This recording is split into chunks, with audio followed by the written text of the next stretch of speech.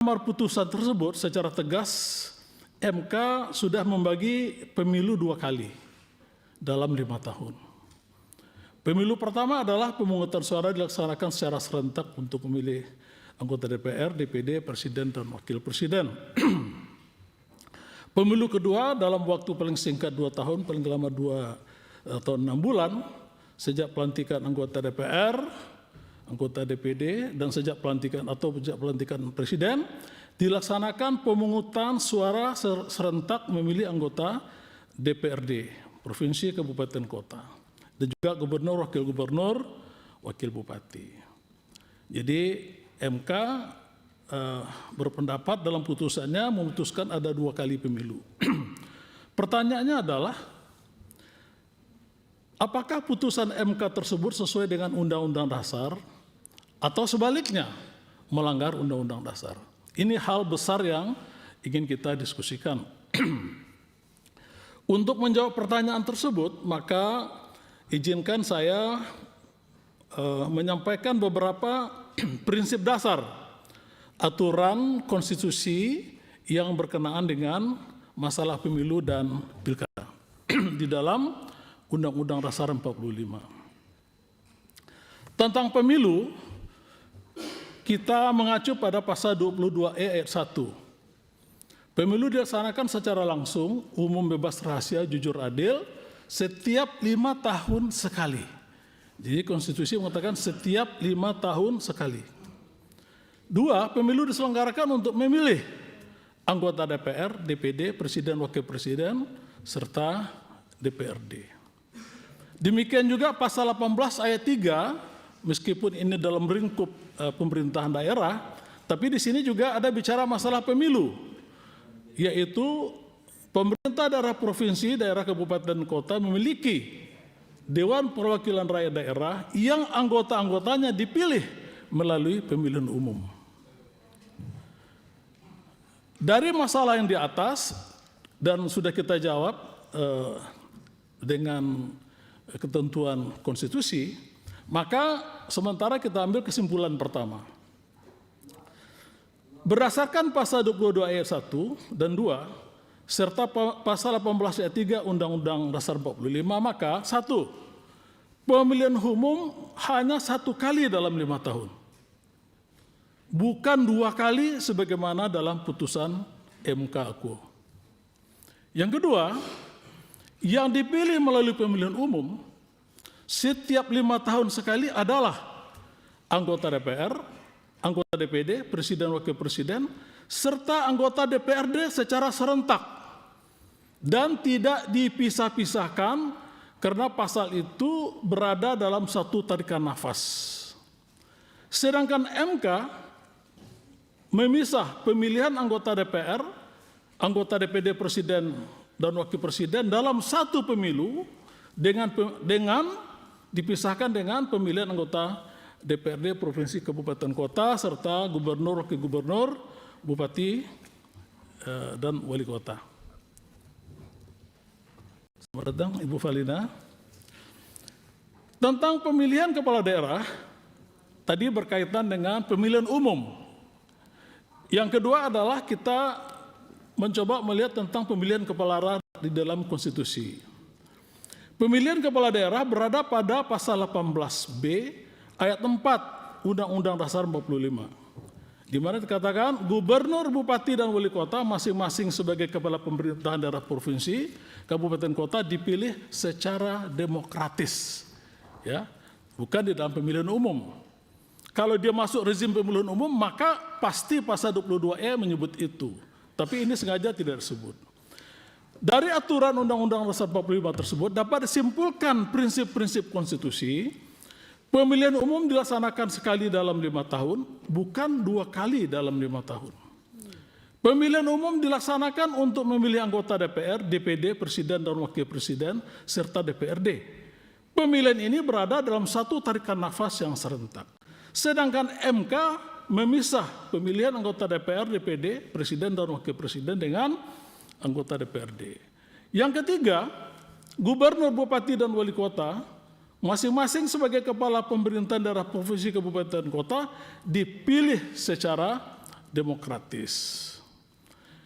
Pemilihan kepala daerah tidak masuk di dalam rezim pemilihan umum, sedangkan MK memasukkan pemilihan kepala daerah dalam rezim pemilihan umum yang kedua. Nah, kita sudah mendengar juga apa yang disampaikan oleh Presiden Prabowo ketika awal masa jabatannya telah berpendapat bahwa sebaiknya ke depan pilkada langsung dilakukan oleh anggota DPRD saja. Karena memang itu merupakan bagian dari ranah lembaga eksekutif untuk menentukan bersama-sama dengan legislatif dalam bentuk undang-undang. Tentu kita harus menghormati ini, bukan ranah dari Mahkamah Konstitusi untuk menentukan itu. Kami ingin jelaskan sedikit apa yang dimaksudkan dengan demokratis. Yang dimaksudkan demokratis dalam pemilihan kepala daerah itu adalah kepala daerah itu harus dipilih, tapi pemilihannya itu dalam bentuk dua, yaitu dipilih melalui pemilihan pilkada, namanya pilkada bukan pemilu. Yang kedua bisa juga dipilih oleh anggota DPRD. Jadi substansi demokratis itu dipilih, tapi tidak pernah konstitusi memberikan rambu-rambu bahwa ini dipilih melalui pemilihan umum. Ini persoalan konstitusi, ya. Kita bukan persoalan setuju atau tidak setuju, tapi ini adalah prinsip-prinsip konstitusi. Kebetulan Ibu Valina juga sama-sama dengan saya 5 tahun, 99-2002 ya. Ya. Sama-sama di dalam Badan Pekerja MPR. Jadi pemilihan kepala daerah tidak masuk rezim pemilihan umum, sedangkan MK memasukkan pilkada dalam rezim pemilihan umum yang kedua. Pasal 24C Undang-Undang Dasar 45 mengatur tentang Mahkamah Konstitusi. Pasal ini menjelaskan kewenangan MK, antara lain yaitu menguji undang-undang terhadap undang-undang dasar. Jadi bukan mengubah undang-undang dasar, tapi menguji dan menempatkan undang-undang dasar adalah sebagai rujukan utama. Apapun yang dilakukan oleh MK, rujukannya adalah konstitusi dan tugas-tugas lainnya. Semestinya MK sebagai lembaga negara berada pada garda terdepan yang bertugas menjaga kemurnian konstitusi, menjadikan konstitusi sebagai rujukan dalam melaksanakan tugas, fungsi, dan kewenangannya.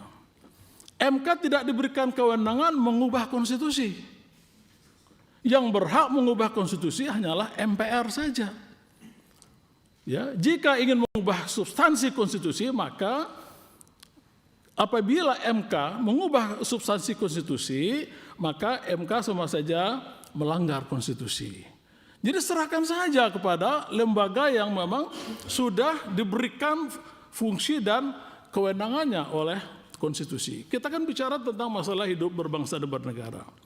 Terakhir, tentang masalah teknis pelaksanaan pemilu, tadi Pak Ketua juga sudah menyebutkan background. Ini apa sih alasannya apa? Ya. Nah, memang saya juga mencatat, tapi saya mau mempersingkat saja. Di dalam pertimbangan hukumnya mengatakan antara lain halaman 138 alinea terakhir, selain ancaman terhadap kualitas penyelenggaraan pemilu, tumpukan beban kerja penyelenggara yang terpusat pada rentang waktu tertentu karena impitan waktu penyelenggaraan pemilihan umum dalam tahun yang sama menyebabkan adanya kekosongan waktu yang relatif panjang dan seterusnya. Ini adalah persoalan teknis, bukan persoalan konstitusionalitas. MK itu tugasnya bukan bicara masalah konstitusionalitas, hanya menguji apakah undang-undang bertentangan enggak dengan undang-undang dasar. Masalah teknis ini nanti akan diatur sedemikian rupa oleh DPR bersama pemerintah dan tentu juga Komisi Pemilihan Umum. Tapi kalau ingin menjadikan pesan-pesan itu boleh saja, tapi tidak jadi landasan diputusnya perkara ini dari masalah-masalah teknis.